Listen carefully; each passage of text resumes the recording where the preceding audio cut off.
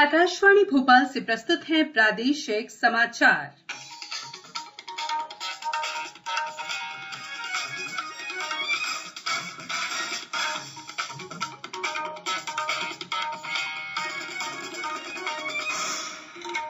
नमस्कार, समाचारों के साथ मैं संयुक्ता बैनर्जी। कोरोना संक्रमण में बढ़ोतरी जारी है। सभी श्रोताओं से अपील है कि लापरवाही न बरतें, सभी एहतियाती उपायों का पालन करें और 44 वर्ष से अधिक उम्र के जिन लोगों ने कोविड का पहला टीका लगवा लिया है, सही समय पर दूसरा टीका भी लगवाएं। 3 आसान उपायों का पालन करें और सुरक्षित रहें। मास्क लगाएं, 2 गज की सुरक्षित दूरी बनाए रखें और बार-बार हाथ धोने तथा साफ सफाई का ध्यान रखें। अब मुख्य समाचार। ग्रामीण क्षेत्रों में बढ़ते कोरोना संक्रमण पर नियंत्रण के लिए केंद्रीय स्वास्थ्य मंत्रालय ने एडवाइजरी जारी की। अनाज वितरण के लिए उचित दर की दुकानों को महीने के सभी दिन खोलने के निर्देश। कोविशील्ड के दूसरे टीके का ऑनलाइन पंजीकरण 84 दिन के बाद ही होगा, केंद्र ने किया स्पष्ट। और भीषण चक्रवात ताउते के असर से प्रदेश के कई जिलों में तेज हवाओं और गरज चमक के साथ साथ बारिश होने की संभावना। अब समाचार विस्तार से। केंद्रीय स्वास्थ्य मंत्रालय ने अर्ध शहरी, ग्रामीण और जनजातीय क्षेत्रों में कोविड नियंत्रण और प्रबंधन के बारे में मानक संचालन प्रक्रिया जारी की है। मंत्रालय ने कहा कि शहरी क्षेत्रों में कोविड मरीजों की संख्या घट रही है, लेकिन अर्ध शहरी, ग्रामीण और जनजातीय क्षेत्रों में भी अब संक्रमित लोगों की संख्या धीरे-धीरे बढ़ रही है। इसलिए इन क्षेत्रों में कोविड महामारी से निपटने के प्रयास तेज करने के लिए सभी स्तरों पर प्राथमिक स्वास्थ्य बुनियादी ढांचे को मजबूत करने की जरूरत है। स्वास्थ्य मंत्रालय ने कहा कि लगभग 80 से 85% कोविड मरीजों में कोरोना संक्रमण के लक्षण नहीं होते या हल्के लक्षण होते हैं। इन मरीजों को अस्पताल में भर्ती कराने की आवश्यकता नहीं है और इन्हें घर पर ही या कोविड केयर आइसोलेशन सेंटर में ठीक किया जा सकता है। कोविड मरीजों की निगरानी के लिए ऑक्सीजन के स्तर पर नजर रखना महत्वपूर्ण है। प्रत्येक गांव में पर्याप्त संख्या में ऑक्सीमीटर और थर्मामीटर होने चाहिए। आशा, आंगनवाड़ी कार्यकर्ताओं और ग्रामीण स्तर के स्वयंसेवकों की सहायता ली जानी चाहिए। सरकार ने कहा है कि कोविशील्ड के दूसरे टीके का ऑनलाइन पंजीकरण 84 दिन के बाद ही होगा। दूसरे टीके के लिए पहले से किए गए पंजीकरण मान्य होंगे। हालांकि मौजूदा पंजीकरण वाले लाभार्थी दूसरे टीके के लिए 84 दिन बाद अपना पंजीकरण दोबारा करा सकते हैं। राज्यों और केंद्र शासित प्रदेशों के स्वास्थ्य सचिवों को लिखे पत्र में स्वास्थ्य मंत्रालय में अपर सचिव विकासशील ने कहा है कि कोविशील्ड वैक्सीन के दूसरे टीके के लिए पंजीकरण 84 दिन से पहले नहीं होगा।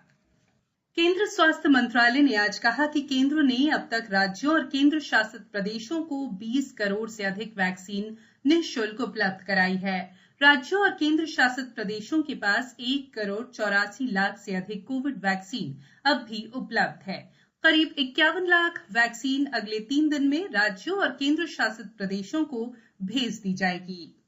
स्वास्थ्य मंत्रालय ने कहा है कि पिछले 24 घंटे में कोविड संक्रमण के 74.7% मरीज 10 राज्यों से है। ये राज्य है कर्नाटक, महाराष्ट्र, तमिलनाडु, केरल, आंध्र प्रदेश, पश्चिम बंगाल, राजस्थान, उत्तर प्रदेश, ओडिशा और हरियाणा। कोविड-19 से बचाव और सुरक्षित रहने के 3 उपाय। मास्क लगाएं, 2 गज दूरी है जरूरी, सुरक्षित दूरी रखें, हाथ और मुंह साफ रखें।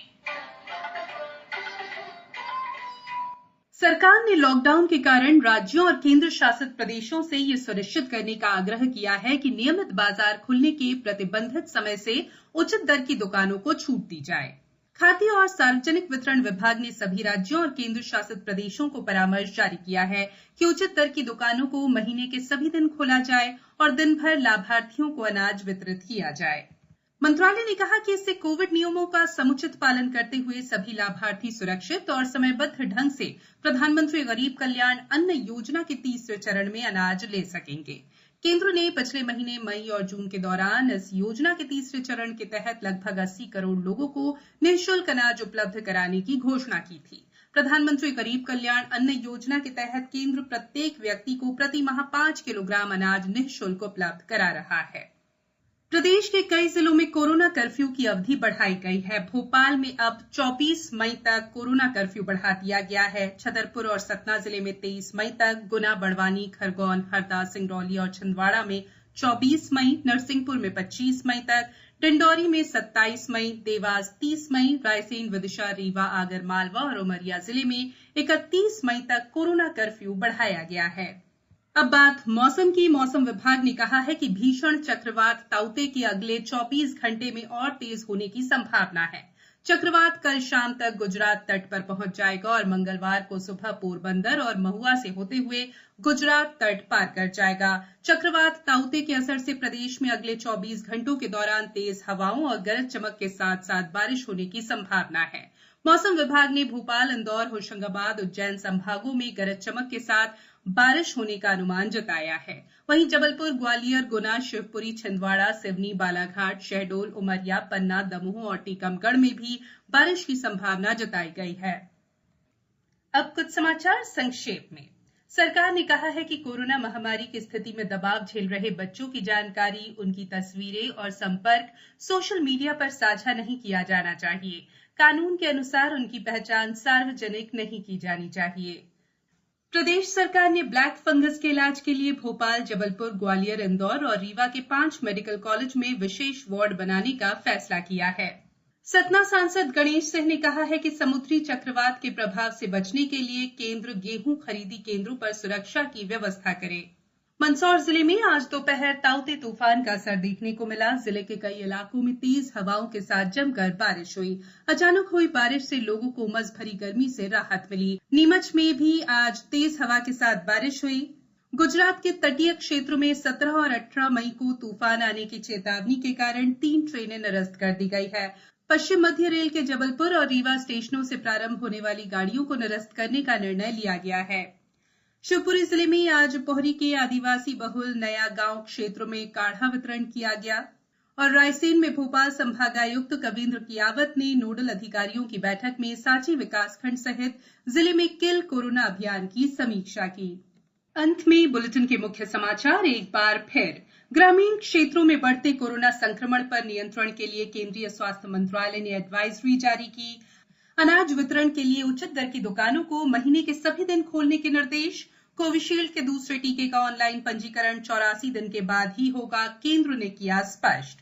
और भीषण चक्रवात ताउते के असर से प्रदेश के कई जिलों में तेज हवाओं और गरज चमक के साथ साथ बारिश होने की संभावना।